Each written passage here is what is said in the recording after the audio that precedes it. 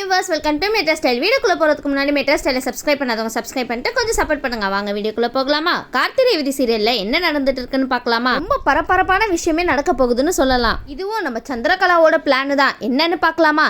இப்போ டைரக்டா நம்ம சூரியகலா விஷயத்துக்கே போயிடலாம். சூரியகலா வந்து டைரக்டா போயிட்டு பிரியாவை மீட் பண்ண போறாங்க. என்னடா இது, எப்பவுமே ஈஸ்வரி தானே மீட் பண்ண போவாங்க, இது என்ன புதுசா இருக்கு? சூரியகலா போயிருக்காங்க, சரி என்ன விஷயம் தான் பார்ப்போமே. சரின்னு சொல்லிட்டு சூரியகலா வந்து பிரியாவை சந்திக்க போகும்போது பிரியா கேக்குறாங்க, என்ன மேடம் நீங்க வந்திருக்கீங்க அப்படின்னு சொல்லிட்டு கேட்க, ஆமா பிரியா, அதுதான் எங்களுக்கும் டவுட்டா இருக்கு. எப்பவுமே ஈஸ்வரி தான் வருவாங்க, இப்போ புதுசா இவங்க வந்திருக்காங்க, சரி என்ன சொல்றாங்கன்னு தான் பார்ப்போமே. உடனே பிரியா கேக்குறாங்க, சாமுண்டீஸ்வரி மேடம் வரலையா, நீங்க எதுக்காக என்ன வர சொன்னீங்க அப்படின்னு சொல்லி கேட்டுட்டு இருக்காங்க பிரியா. உடனே சூரியகலா சொல்றாங்க, அவங்க கல்யாண வேலையில கொஞ்சம் பிஸியா இருக்காங்க, அதனால தான் என்ன அனுப்புனாங்க அப்படின்னு சொல்லிட்டு இருக்காங்க சூரியகலா. உடனே வந்து பிரியா கேக்குறாங்க, சரி மேடம் சொல்லுங்க, நான் உங்களுக்கு என்ன பண்ணணும் அப்படின்னு சொல்லி கேட்டு இருக்கும்போது அதுக்கு சூரியகலா சொல்றாங்க. உடனே வந்து சூரியகலா கேக்குறாங்க, என் கையில என்ன இருக்குன்னு பத்தியா அப்படின்னு சொல்லி கேட்டு இருக்கும்போது அதுக்கு பிரியா சொல்றாங்க, உங்க கையில ஒரு பேக் இருக்கு மேடம், ஆனா அதுக்குள்ள என்ன இருக்குன்னு தெரியல அப்படின்னு சொல்லிட்டு இருக்காங்க. உடனே சூரியகலா வந்து அந்த பேக்கை வந்து பிரியா கிட்ட ஓபன் பண்ணி காமிக்கிறாங்க. ஆனா ஓபன் பண்ணி பார்த்தா அந்த பேக் ஃபுல்லா ஒரே பணமா இருக்கு. என்ன சூரியகலா, பணத்தை கொடுத்து யாரையாவது வலிக்கு வாங்க போறீங்களா என்ன? உடனே வந்து பிரியா கேக்குறாங்க, என்ன மேடம் ஒரே பணமா இருக்கு, இதை வச்சு நான் என்ன பண்ணணும் அப்படின்னு சொல்லி கேட்டு இருக்கும்போது அதுக்கு சூரியகலா சொல்றாங்க, கிட்டத்தட்ட இதை எண்ணி பார்த்தா 10 லட்சத்துக்கு கிட்ட இருக்கும், ஆனா இது முழுக்க முழுக்க கள்ள நோட்டு, உண்மையான பணம் கிடையாது அப்படின்னு சொல்லிட்டு இருக்காங்க சூரியகலா. அதெல்லாம் சரி சூரியகலா, ஆனா இதையே அவங்க கிட்ட கொடுக்குறீங்க?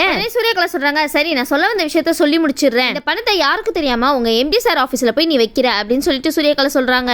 என்ன வேலை பாக்குறீங்க சூரியகலா நீங்க? உடனே பிரியா கேக்குறாங்க, என்ன நீங்க பேசிட்டு இருக்கீங்க, இது சாதாரண காரியமா என்ன, எவ்வளவு பெரிய விஷயம் தெரியுமா, மாட்டணும்னா அவ்வளவுதான், நம்மள எல்லாரும் சேர்ந்து உண்டிலன்னு ஆக்கிடுவாங்க அப்படின்னு சொல்லிட்டு பிரியா சொல்லிட்டு இருக்காங்க. அதுக்கு சூரியகலா சொல்றாங்க, பாரு பிரியா, இந்த மாதிரி விஷயத்துக்குலாம் பயந்தோம்னா நம்மளால எதையுமே சாதிக்க முடியாது. எங்க அண்ணனுக்கு ரேவதிக்கும் கல்யாணம் ஏற்பாடு பண்றதுக்காக நாங்க அங்க எல்லாமே பண்ணிட்டு இருக்கோம், அந்த நேரத்துல கார்த்தினால எந்த தொந்தரவும் எங்களுக்கு வந்துடக்கூடாது, அதனாலதான் இந்த மாதிரிலாம் பண்ண சொல்றேன் அப்படின்னு சொல்லிட்டு இருக்காங்க. அப்பதான் உன்னோட கார்த்தியும் உனக்கு கிடைப்பாரு அப்படின்னு சொல்லிட்டு இருக்காங்க சூரியகலா. போச்சுடா, சூரியகலா வேற உன்னோட கார்த்தி அப்பதான் கிடைப்பாருன்னு சொல்லிட்டாங்களா, பிரியா வந்து கார்த்திக்காக என்ன வேணாலும் செய்வாங்களே. உடனே சொன்ன மாதிரி பிரியா சொல்றாங்க, இங்க பாருங்க மேடம், எனக்கும் கார்த்தி சாருக்கும் கல்யாணம் ஆகணும்னா நான் என்ன வேணாலும் பண்ணுவேன், அது மட்டும் இல்லாம எந்த எல்லைக்கு வேணா கூட போவேன், அதனால நீங்க அந்த பேக்கை கொடுங்க, நான் வந்து நீங்க சொன்ன மாதிரியே பண்ணிடுறேன் அப்படின்னு சொல்லிட்டு இருக்காங்க பிரியா. என்ன பிரியா நீங்க இப்படி பண்றீங்களே? உடனே வந்து சூரியகலாவும் அந்த பேக் வந்து பிரியா கிட்ட கொடுக்குறாங்க.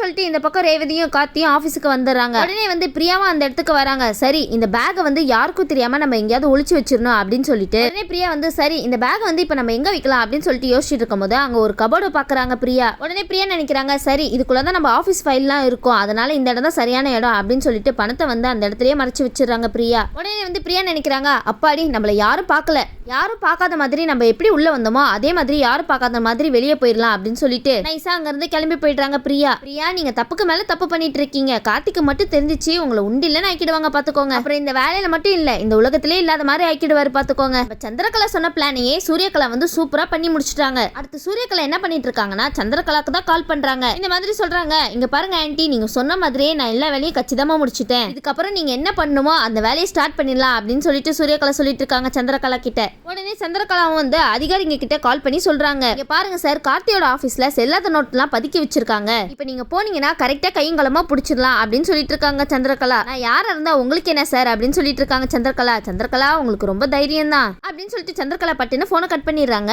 உடனே சந்திரகலா வந்து ஈஸ்வரி கிட்ட சொல்லிட்டு இருக்காங்க, அக்கா இனி கொஞ்ச நேரத்துல அந்த கார்த்தி ஜெயில இருப்பான், இதுக்கப்புறம் அந்த கார்த்தினால நம்மளுக்கு எந்த தொந்தரவும் இருக்காது, அவன் என்ன முயற்சி பண்ணாலும் கல்யாணம் நடக்கிறத மட்டும் தடுக்கவே முடியாதுன்னு சொல்லிட்டு இருக்காங்க சந்திரகலா. உடனே வந்து ஈஸ்வரியும் வந்து மாலையை வாங்கிட்டு வந்து அந்த மாலைக்குள்ள தாலியை ஒளிச்சு வச்சிட்டு இருக்காங்க.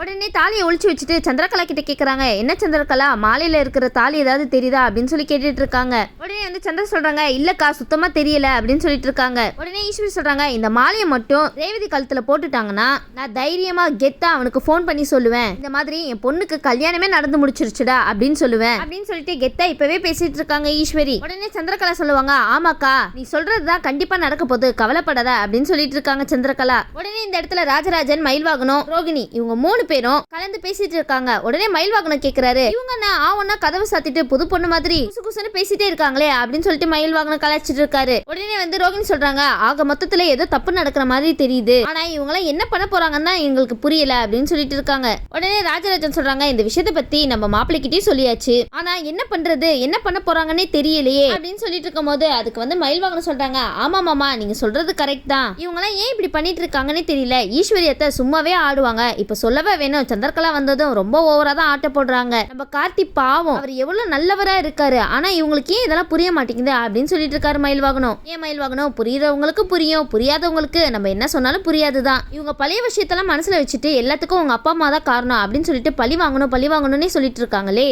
ஆனா கார்த்தினால இவங்களுக்கு எவ்வளவு நல்ல விஷயம்லாம் நடந்திருக்கு, அதை கொஞ்சம் கூட யோசிச்சு பார்க்க மாட்டாங்களே அப்படின்னு சொல்லிட்டு இருக்காரு மயில்வாகனம். சில பேர் எவ்வளவு நல்லது பண்ணாலும் அது இந்த மாதிரி ஆளுங்களுக்குலாம் கெட்டதா தான் தெரியும். சரின்னு சொல்லிட்டு இந்த பக்கம் கார்த்தி வந்து அவங்க ஆபீஸ்ல வேலை பார்த்துட்டு இருக்காங்க. ஆனா பாவம் கார்த்திக்கு இந்த விஷயம்லாம் தெரியாதுப்பா, அவரு கொஞ்சம் கூட எதிர்பார்த்திருக்கவும் மாட்டாரு. இன்னொரு பக்கம் ரேவதியும் வேலை பார்த்துட்டு இருக்காங்க. அப்ப வந்து ரேவதி வந்து கார்த்திக் கிட்ட சொல்றாங்க, சார் இன்னைக்கு ஈவினிங் வந்து நான் வீட்டுக்கு கொஞ்சம் சீக்கிரமா போகணும், எனக்கு வந்து ஆஃப் டே லீவ் தர முடியுமா அப்படின்னு சொல்லி கேட்டுட்டு இருக்காங்க ரேவதி. உடனே வந்து கார்த்திக் கேட்கறாங்க, என்னச்சு ரேவதி, எதுக்கு லீவ் வேணும் அப்படின்னு சொல்லி கேட்டு இருக்கும் போது அதுக்கு ரேவதி சொல்றாங்க, இல்ல சார் எனக்கு வந்து ஏதோ பரிகாரம் பண்ணணும்னு சொல்றாங்க, அதனால நாங்க குடும்பத்தோட சேர்ந்து கோயிலுக்கு போறோம் சார், அம்மா வந்து சீக்கிரமா வீட்டுக்கு வர சொல்லியிருந்தாங்க, எனக்கு ஒரு ஆஃப் டே மட்டும் லீவ் தாங்க சார் அப்படின்னு சொல்லி கேட்டுட்டு இருக்காங்க ரேவதி.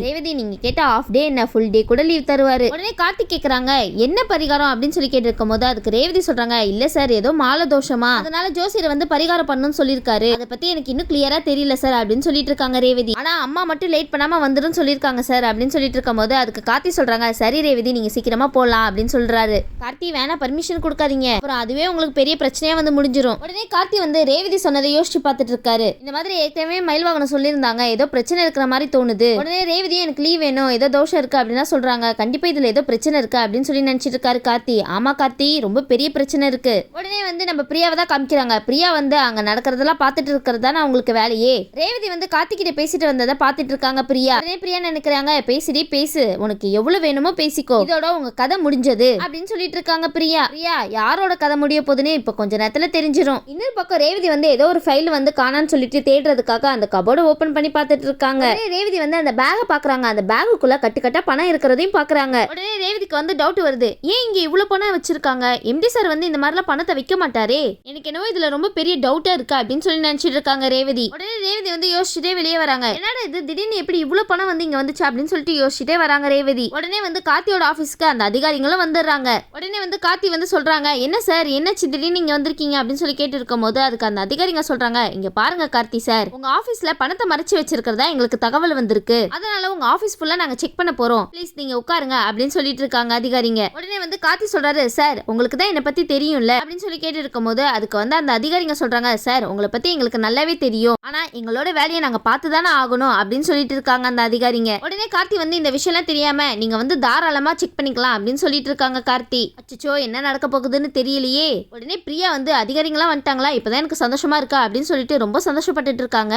உடனே எல்லா இடத்தையுமே வந்து அதிகாரிங்க வந்து ரொம்பவே சர்ச் பண்ணிட்டு இருக்காங்க. சரின்னு சொல்லிட்டு பிரியா ஒளிச்சு வச்சிருந்தா அந்த கபோர்டையும் போய் தேடி பாக்குறாங்க. அப்போ பிரியா வந்து மனசுக்குள்ள நினைக்கிறாங்க, அந்த கபோர்டை தான் ஓபன் பண்ணி பாக்குறாங்க, நம்மளோட எம்டி சார் வசமா மாட்டிக்கிட்டாருப்பா அப்படின்னு சொல்லிட்டு ஒரு பக்கம் இருக்க அங்கதான் ஒரு பெரிய ட்விஸ்டே நம்ம பிரியாக்கு. அங்கேயே தேடி பாக்குறாங்க, அங்க பணமே இல்ல. உடனே அந்த அதிகாரிகள் எல்லாம் தேடி பார்த்துட்டு வெளியே வந்துடுறாங்க. வெளியே வந்ததுக்கு அப்புறம் இங்க பணமே இல்லையே அப்படின்னு சொல்லிடுறாங்க. உடனே பிரியா வந்து இதை கேட்டு ஷாக் ஆயிடுறாங்க. என்னடா இது இவங்க இப்படி சொல்லிட்டு இருக்காங்க, நம்ம அந்த கபோர்ட்ல தானே பணத்தை வச்சோம், எப்படி அங்க இல்லாம போயிடும் அப்படின்னு சொல்லி நினைச்சிட்டு இருக்காங்க பிரியா. இந்த பக்கம் வந்து கார்த்திக் கிட்ட வந்து அதிகாரிங்க வந்து சாரி சார் ராங் இன்ஃபர்மேஷன் எங்களை மன்னிச்சிடுங்க அப்படின்னு சொல்லிட்டு இருக்காங்க. உடனே பிரியா வந்து குழப்பத்திலே இருக்காங்க, என்னடா இது நம்ம அங்கதானே பணத்தை வச்சோம், திடீர்னு எப்படி காணாம போகும், இதனால நம்ம எம்டி சார் வந்து அரெஸ்ட் பண்ணி கூட்டிட்டு போயிடுவாங்க, இந்த ரேவதி கெஞ்சி கதறி அழுவா, அதை பார்த்துட்டு நம்ம சந்தோஷமா ஜாலியா இருக்கலாம்னு நினைச்சா, ஆனா இங்க என்னன்னா தலைகீழ எல்லாமே நடந்து முடிஞ்சிச்சு அப்படின்னு சொல்லிட்டு நினைச்சிட்டு இருக்காங்க பிரியா. நீங்க எம்டி சார் உள்ள போகணும்னு நினைச்சிட்டு இருக்கீங்க, நாங்க என்ன நினைக்கிறோம் தெரியுமா, அதுக்கப்புறம் சந்திரகலாவும் ஈஸ்வரியும் உங்களை என்ன பண்ண போறாங்கன்னு தெரியல. உடனே அதிகாரிங்க வந்து கார்த்திக் கிட்ட சொல்றாங்க, இந்த மாதிரி எங்களுக்கு வந்த விஷயம் ராங் இன்ஃபர்மேஷன் சார், இருந்தாலும் நாங்க எங்களோட டியூட்டியை பண்ணி தானே ஆகணும், அது மட்டும் இல்லாம உங்களோட டைமை வேஸ்ட் பண்ணதுக்கு ரொம்ப சாரி சார் அப்படின்னு சொல்லிட்டு இருக்காங்க. உடனே கார்த்தி வந்து சொல்றாங்க, பரவாயில்ல சார் உங்களோட டியூட்டியை தான் நீங்க பாத்தீங்க, இதுக்காக எதுக்கு சார் மன்னிப்பு கேக்குறீங்க அப்படின்னு சொல்லிட்டு இருக்காரு கார்த்தி. உடனே கார்த்தி வந்து அந்த இடத்துல யோசிச்சுட்டு இருக்காரு, எப்படி நம்ம ஆபீஸ பத்தி ராங் இன்ஃபர்மேஷன் போயிருக்கோம் அப்படின்னு சொல்லிட்டு கார்த்தி வந்து ரொம்ப குழப்பத்திலேயே இருக்காங்க. இன்னொரு பக்கம் இந்த பிரியா வந்து மண்டிய பிச்சிட்டு இருக்காங்கப்பா. அந்த கபோர்ட்ல இருந்து பணத்தை எடுத்து வச்சது நம்ம ரேவதி தான், நம்ம ரேவதி சரியான நேரத்துல கார்த்தியை காப்பாத்திருக்காங்கன்னே சொல்லலாம். உடனே ரேவதி வந்து அந்த பேக் எடுத்துட்டு போயிட்டு கார்த்திக் கிட்ட கொடுக்குறாங்க. சார் அவங்க தேடி வந்த பணம் இதுதான் அப்படின்னு சொல்லிட்டு இருக்கும்போது உடனே கார்த்தி வந்து ஷாக் ஆயிட்டு, என்ன ரேவதி சொல்லிட்டு இருக்க, இவ்வளவு பணம் நம்ம ஆபீஸ்ல எப்படி வந்துச்சு அப்படின்னு சொல்லி கேட்டு இருக்கும்போது அதுக்கு ரேவதி சொல்றாங்க, சார் அதுதான் சார் எங்களுக்கும் தெரியல, வந்து கபோர்ட்ல வந்து முக்கியமான ஃபைல் எடுக்க போகும்போது இந்த பணக்கட்டை பார்த்தேன் சார், அப்பவே எனக்கு சந்தேகம் வந்துச்சு, நீங்க இந்த மாதிரிலாம் பணம் வைக்க மாட்டீங்களே, ஏன் இவ்வளவு பணம் இருக்குன்னு அப்படின்னு சொல்லிட்டு ரேவதி ஒரு பக்கம் சொல்லிட்டு இருக்க. உடனே கார்த்தி வந்து அந்த பேக்ல இருக்கிற பணத்தை செக் பண்ணி பார்த்துட்டு இருக்காரு. ஆனா அந்த பேக்ல இருக்கிற